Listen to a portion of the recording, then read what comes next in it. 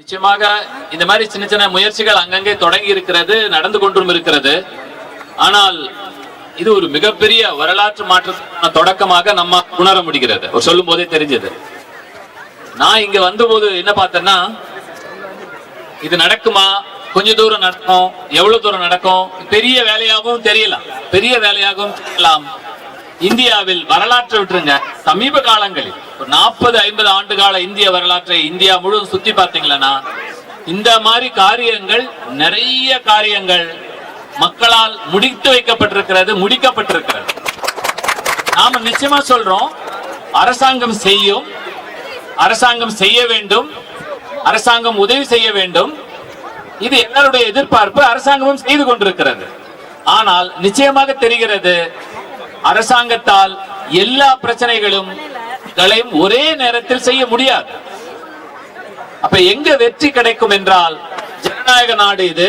நல்லா படிச்சவங்க நிறைய பேர் இருக்கிறோம், படிக்காதவங்க இங்க வந்திருக்கிறவங்க எல்லாரும் பாத்தீங்கன்னா இன்று சண்டே வித்தியாசமான மனிதர்கள். சிட்லப்பாக்கம் ஏறி தூர் எடுக்கிறோன்றதை தாண்டிய ஒரு உணர்வு இருக்கிறது. வெறும் சிட்லப்பாக்கம் ஏரிய தூர் எடுக்கணும்னு போல, அது உள்ளத்தில் ஊறிக்கொண்டிருக்கின்ற இது ஒரு பொது சொத்து. இது ஏறி நல்ல நீரா வரப்போகுதுன்றது ஒரு பக்கம் இருந்தாலும், இது நல்ல நீராகும் போது பூமியிலுடைய நீர் செரிமானம் அதிகமாகும், கிணறுகள் எல்லாம் ஊற்று பெருக்கும், பசுமையாக இருக்கும், பறவைகள் வரும். இதெல்லாம் உள்வாங்கி தான் நம்ம வந்திருக்கிறோம்.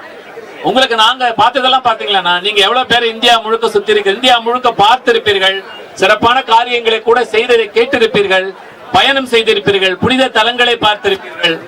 பாலைவனம் ராஜஸ்தான்ல நீங்க பார்க்கலாம், பாலைவனம் ஆரவாரின்ற ஒரு நதி, ஒரு சிறிய நதி, வற்றாத நதியாகவே அங்க போய் கொண்டிருந்தது.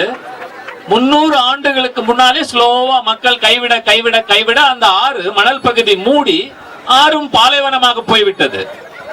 அத இந்த மாதிரி மனிதர்கள் ஒரு சிலர் அங்க போய் முயற்சி எடுத்தாங்க. ரொம்ப காலத்துக்கு முன்னாடி இந்த ஆறு இங்க ஓடி இருந்தது. ரொம்ப காலம் இல்ல, ஒரு 200-300 ஆண்டுகளுக்கு முன்னாடி ஓடிக்கொண்டிருந்தது. எதனால், எப்படி அது சீரழிந்தது, எப்படி மறைக்கப்பட்டது அப்படின்றத ஆராய்ச்சி பண்ணி 4 பேர் போய் கொடை பிடிச்சு நிற்பாங்க. மழை வரும்போதெல்லாம் ஒரு 4 இளைஞர்கள் சென்று எங்கெல்லாம் மழை பெய்யுதோ அங்கெல்லாம் போய் கொடை பிடிச்சிட்டு நிற்பாங்க, நனைவாங்க. தண்ணி எப்படி எல்லாம் ஃப்ளோ ஆகுது, மழை பெய்யும் போது தண்ணி எந்த பக்கம் ஓடுதுன்றத மேப் போட்டு எங்கெல்லாம் தடுத்தா அந்த ஸ்ட்ரீம் எல்லாம் ஒண்ணு ஆகும் அப்படின்னு கணக்கு போடுறாங்க.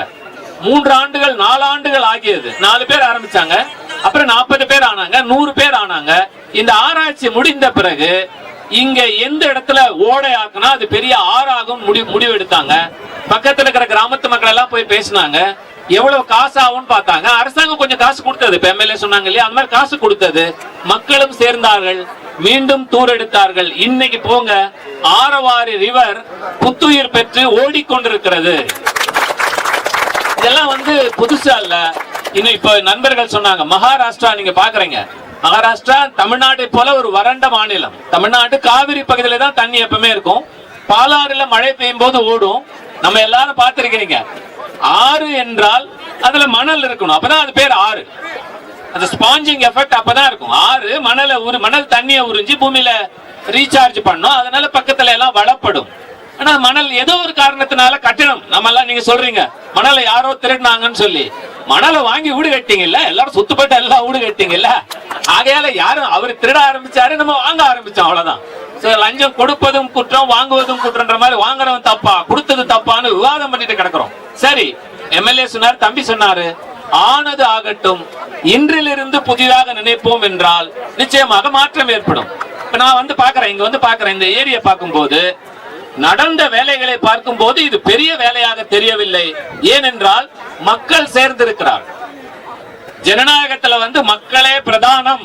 ஓட்டு போடுறதுக்கு மட்டுமல்ல, கொஞ்சம் கொஞ்சமாக மக்கள் ஓட்டை போட்டுவிட்டு பதவியை ஏற்றவர் பார்த்துக் கொள்வார்கள் என்று ஒதுங்கினால் தான் இந்த அவமானம். அப்ப ஓட்ட போட்டவங்க, உங்களுக்கு நான் ஓட்டு போட்டல, நீங்க உங்க பிள்ளைய பெத்தீங்க, மரம் வளர்க்குறீங்க, தண்ணி ஊத்துறீங்க, காய்க்கலன்னா ஏன்னு கேக்குறீங்கல்ல, ஆராய்ச்சி பண்றீங்கல்ல, மருந்து வைக்கிறீங்கல்ல, அது காய்க்கிற வரையும் விடல, தொடர்றீங்க இல்லையா. மகனை வளர்க்கிறோம், சரியா படிக்கல, படிக்க வைக்க ஐடிஐ படிக்க வச்சு பாக்குறோம், அல்லது ஐஐடி படிக்க கடைசியா ஐடிஐயாவது படிச்சாதான் விடுவேன்னு சொல்லி வைராக்கியத்தோடு அவன் வாழ்க்கையை சீரமைக்கும் வரை நாம் விடுவதில்லை. அதே மாதிரி இன்று தொடங்குகின்ற இந்த காரியம் பெரிய காரியம் அல்ல. ஏன்னா இவ்வளவு பேர் சேர்ந்து இருக்கிறோம். படிப்படியாக நாம எல்லாம் வேலை. இப்ப நான் சில நேரத்துல பாப்பேன், ஏர்போர்ட் எதிர நீங்க பாத்தீங்கன்னா வெயில் 104 டிகிரில நம் குழந்தைகள் ஆடிக்கொண்டிருக்கிறார்கள். 9 மணிக்கு ஆரம்பிக்கிறான், சாயங்காலம் 4 மணி வரைக்கும். அவனுக்கு என்ன மயக்கம் வரலையா, தயக்கம் வரலையா? எந்த சக்தி இருக்கிறது? ஊர் ஃபுல்லா விளையாடுறாங்க பிள்ளைங்க. அவங்களை மெதுமெதுவாக கூட்டி 1 மணி நேரம் அந்த உழைப்பை கொடுப்போமே, ஆனால் மாபெரும் மாற்றத்தை கொண்டாட முடியும். அதனால என்ன சொல்றேன்னா, இன்றைக்கு நம்ம கூடி இருக்கிறோம்ல, கூட முடியும், பணம் கூட போட முடியும், உதவிகள் செய்ய முடியும், ஆலோசனை சொல்ல முடியும், வேர்வை சிந்த முடியுமா? இதான் கேள்வி. Are you prepared to sweat? Sweat பண்ணா இப்ப யாரையும் நம்பி இருக்க தேவையில்லையே. 10 பேர் எதிர்பார்த்தோம், 5 பேர் தான் வந்தாங்க. 5 பேருக்கான வேலையை செஞ்சு கொண்டே இருப்போம். இந்த 5 பேர் செய்வதை பார்த்து 10 பேர் வருவார்கள், 20 பேர் வருவார்கள், 100 பேர் வருவார்கள். இந்த ஏரி 50 நாட்களில் 100 நாட்களில் 1 ஆண்டுகளில் மாறிவிடும். ஆகவே இந்தியாவுக்கு கூடுவதில் குறைச்சல் இல்லை, பணம் கூட கொடுப்பதில் குறைச்சல் இல்லை, பேசுவதில் குறைச்சல் இல்லை, ஆற்றலில் குறைச்சல் இல்லை, வேர்வை சிந்துவதில் தான் குறைச்சல். வேர்வை சிந்துவோமா அப்படின்னு பாத்தீங்களா? நிச்சயமாக முடியும். வாழ்க்கையில் இது நீங்க பாத்தீங்களா, எம்எல்ஏ சொல்லிட்டு போனாங்க, அரசு சொல்லிட்டு போனாங்க, நாம யாரையும் சாடல பேசல. மக்கள் இந்த அதிகாரத்தை கையில் எடுத்துக் கொள்கிறார்கள். பொதுப்பணித்துறைக்கு சொந்தம் சொன்னாங்க இல்லையா, எம்எல்ஏ சொன்னாங்க. இது ஏதோ ஒரு மித்து. பொதுப்பணிக்கு துறைக்கா சொந்தம்? அவங்களுக்கு எழுதி கொடுத்தீங்க இந்த ஊருக்காரங்க? பொதுப்பணித்துறை என்ற ஒரு துறை யாருடைய துறை, யாருக்கான துறை? அது நம்முடைய துறை. நாம் இறங்கி செயல்படுகிறோம் என்றால் பொதுப்பணித்துறை அதை எப்படி தடுக்க முடியும்? வரைமுறைகளுக்கு உட்பட்டே நாம் செயல்படுகிறோம் என்றால் பொதுப்பணித்துறை எப்படி தடுக்க முடியும்? இந்த மண்ணு வாடுறீங்க இல்லையா, மண்ணை எங்க கொட்டுவோம்? இப்ப நாம சொல்றோம், இந்த இடத்துல ஒரு 4 அடி ஆழம் இல்ல 6 அடி ஆழம் போட்டாதான் நாம எதிர்பார்க்கிற விளைவை ஏற்படுத்தும். 6 அடி ஆழம் போட்டால் மண்ணு லாரி லாரியா வரும். எங்க போவோம் அந்த மண்ணு? அங்கதான் பொதுப்பணித்துறை வரும். திறந்த வெளியில் பேசி இந்த மண்ணு எங்க போடலாம், பண்டெல்லாம் அருமையா பண்ணிக்கலாம். அது கொஞ்சம் தான் தேவைப்படும். மீதி எங்கே போகும்? மீதி எங்கே போகும் என்று நமக்கு தெரிய வேண்டும். நம்முடைய ஒத்துழைப்போடு தான் அந்த மீதி செல்ல வேண்டும். இப்படி துறையும் நாமும் சேர்ந்து செய்தால் மாபெரும் மாற்றத்தை ஏற்படுத்த முடியும். எனக்கு உண்மையிலேயே நான் சமயத்தில் எனக்கு 59 வயசு ஆயிடுச்சு. நடுவில் உடம்பு கூட சரியாது போச்சு, ஹார்ட் ப்ராப்ளம் ஆகி. நான் சமயத்தை ஐயோ சோர்ந்து போயிடுமோ, செத்து போயிடுமோன்னு பயந்தேன். நிச்சயமாக இன்று எனக்கு நாடு முழுக்க சுத்தி கொண்டிருக்கிறேன். அப்துல் கலாம் செல்லப்பிள்ளைன்னு சொன்னாங்க இல்லையா, கலாமோட ஒரு பாசமான ஒரு தம்பியாக, மகனாக நான் வாழ்ந்த எனக்கு ஒரு பாக்கியம் இருந்தது. அப்ப அந்த கனவு காணுவார் இல்லையா, இளங்கோ இந்த ஜனங்களை மட்டும் ஜனங்களை தூண்டி விட்டு அரசுக்கு எதிரானதல்லோ யாருக்கு எதிரானதல்ல, ஜனங்கள் பிரச்சனையை தீர்த்து கொள்வதற்காக தூண்டி விடுகிறோம்.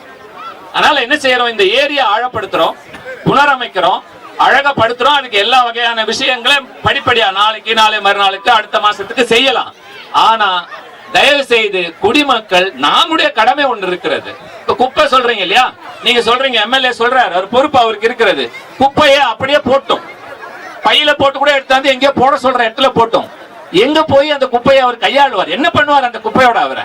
அப்ப அந்த குப்பையை அவருக்கு தெரிஞ்ச வித்தை உங்களுக்கும் தெரியும். அப்ப குப்பையை வீட்டிலே பிரித்து எடுப்போம், தரோ கிளீனா சோர்ஸ் செக்ரிகேட் பண்ணி கொடுங்க. இந்த சுத்துப்பட்டு இருக்கிற இந்த நகர்ப்புறத்துல வர எல்லா மக்களும் சோர்ஸ் செக்ரிகேட் பண்ணி பிளாஸ்டிக் பயோ எல்லாம் கிளீனா கொடுங்க. குப்பையை கையாளுறது ரொம்ப ஈஸி. அப்ப இந்த இடத்துக்கு வர மாட்டோம். இந்த ஊர்ல இருக்கிற ஒரு சின்ன பொது இடம் போதும் அந்த குப்பையை கையாளுவதற்கு. இல்லாட்டி எல்லாரும் பையில எடுத்து பொறுப்பாவே பையில எடுத்துட்டு ரோட்ல போடல, டப்பால போட்டீங்க, அதை எடுத்து போய் எங்க போடுவோம்? அப்ப எங்க போடுவோம் என்ற கடமை குப்பையை உருவாக்குவனுக்கு தான் இருக்கிறது. அதை எடுப்பவனுக்கு மட்டுமல்ல. குப்பையை உருவாக்குவது யார்? சமூகம் தான் உருவாக்குகிறது. குப்பை அதுவா முளைச்சது இல்லையே, குப்பை உருவாக்கப்படுகிறது. அப்ப உருவாக்குகின்ற இடத்தில் தான் இதற்கு முடிவு கிடைக்க வேண்டும். அதே மாதிரி தான் இந்த மழை நீர் பாருங்க, அழகா சேர்த்துட்டீங்க. தண்ணி நாற்றம் அடிக்கிறது. எங்க இருந்து வருது நீங்க பாக்குறீங்க. அவர் எம்எல்ஏ சொல்லிட்டு போறாரு, தாம்பரம் பாதாள சாக்கடை சிட்லப்பாக்கம் ஏரியை நோக்கி நகர்த்தப்படுகிறது. அது எப்படிங்க? வேற எந்த நாட்டிலும் இந்த மாதிரி கிடையாது. பாதாள சாக்கடை டிசைன் பண்ணும்போது எங்கெல்லாம் நீர்நிலை இருக்கிறதோ அதற்கு எதிராக தான் திசையை கொண்டு போவாங்க. ஆனா இங்க என்ன செய்யறாங்க? மெதுவா கூவத்தை நோக்கி நகர்த்திட்டு வராங்க, மெதுவா ஏரிகளை நோக்கி நகர்த்திட்டு வராங்க. அப்ப நான் என்ன சொல்றேன், தப்பு இல்லை, ஏன்னா ஸ்லோப் அப்படிதான் இருக்கு. அப்ப நாம என்ன சொல்றோம்னா, அந்த ஸ்லோப் இங்க வர்றதுக்கு முன்னாடியே அந்த தண்ணியை தேக்கி முழுவதுமாக ட்ரீட் பண்ணி, ஒரு டிராப் தண்ணி இங்க வராது. இது நன்னீர் இடம். இது அந்த தண்ணியை மறுசுழற்சி பண்ணிட்டா இங்க பயமே இல்லை. அப்ப அதற்கான தயாராக இருக்கிறார்களா? தயாராக இருக்கிறார்கள், அரசு பதில் சொல்ல தயாராக இருக்கிறது, மக்கள் கேட்க தயாராக இருக்கிறார்களா? முறையான விதை கேட்க தயாரா. உடனே சாலை மறியல் பண்ணிட்டா போதாது, முறையா கேட்கணும். வழி இருக்கிறது, வழிமுறை இருக்கிறது. இந்த மாதிரி இங்க கூடி உட்கார்றோம், செய்யறோம், வருவாங்க, கேட்கிறோம், பதில் கேட்கறாங்க, சொல்லுவாங்க. இப்படி மக்களும் அரசும் சேர்ந்து செய்யும் போது பிரமாதமான மாற்றம் ஏற்படும்.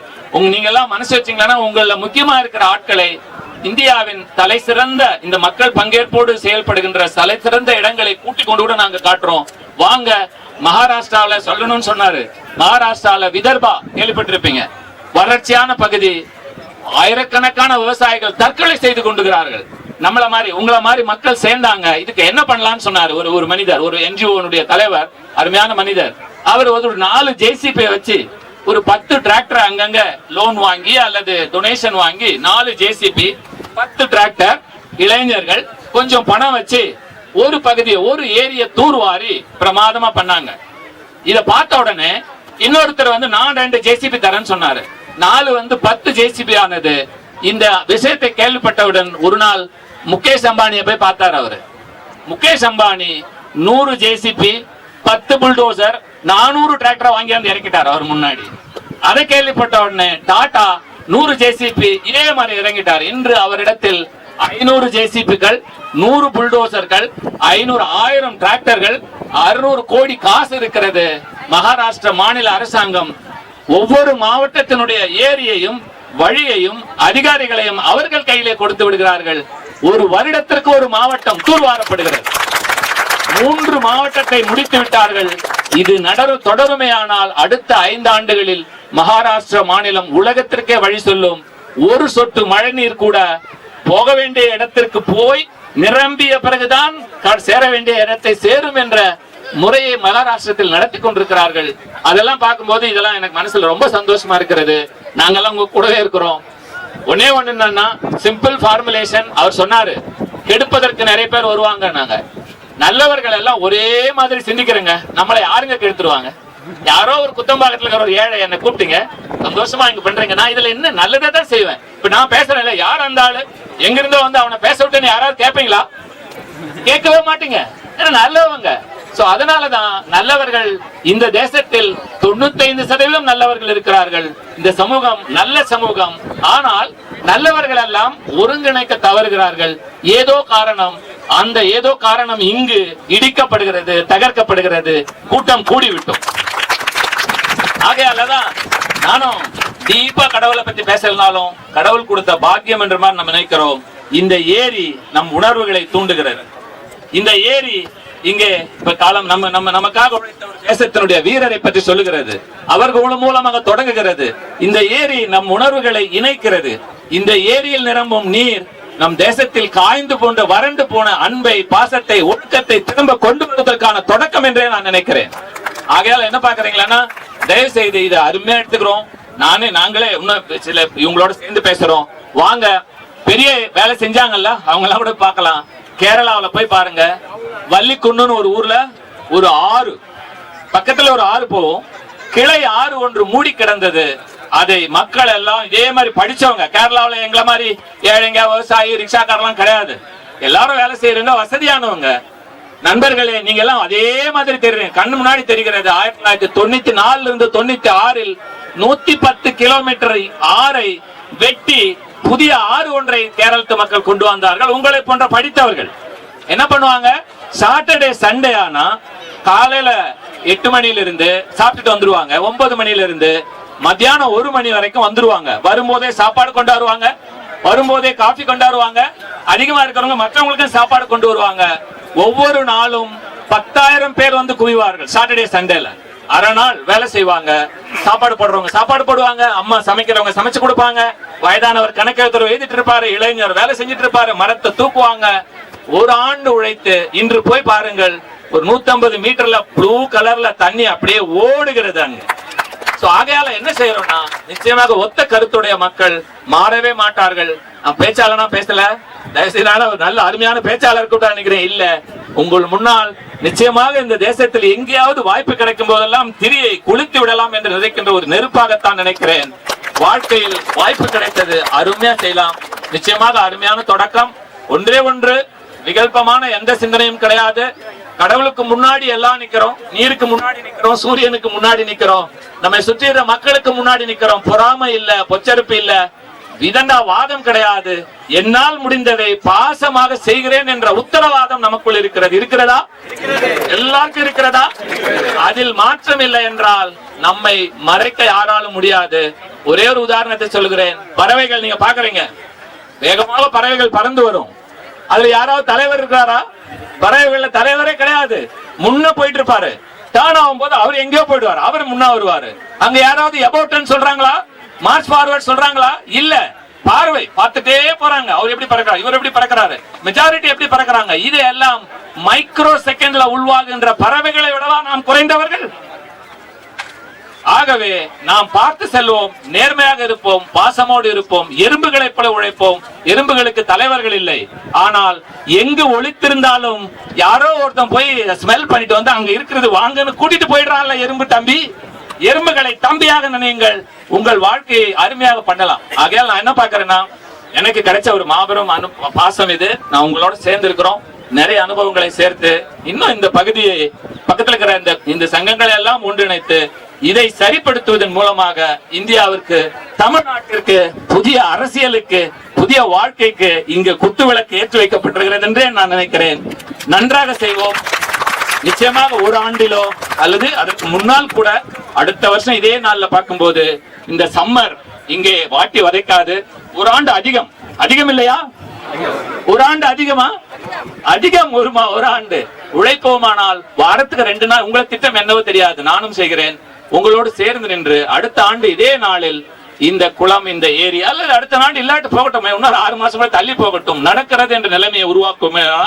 புதிய அரசாங்கத்திற்கு, புதிய வழிக்கு, புதிய ஆளுமைக்கு, மக்கள் பங்கேற்போடு ஜனநாயகம் என்று சொல்கின்ற வார்த்தைக்கு மாபெரும் சவாலாக, மாபெரும் உதாரணமாக நாம் அமைவோம். நிச்சயமாக எனக்கு வாய்ப்பு கொடுத்ததற்கு நன்றி. நான் இன்றிலிருந்து எனக்கும் பயங்கர, நானும் உங்களோட நிறைய பேர் நிறைய இடத்துல சேர்ந்து வேலை செய்யறோம்.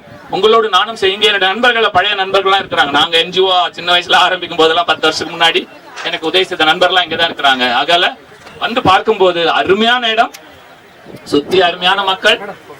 தாம்பரம் நகராட்சி, மாநில ஆட்சி எல்லாம் நம்ம கூட வந்துடும். நம்மள மீறி யாரும் போக மாட்டாங்க. ஏன்னா வரைமுறைக்கு உள்ளதான் நான் செய்ய போகிறோம், பாசத்தோடு செய்ய போகிறோம், ஒற்றுமையாக செய்ய போகிறோம். நல்ல தொடக்கம். வணக்கம்.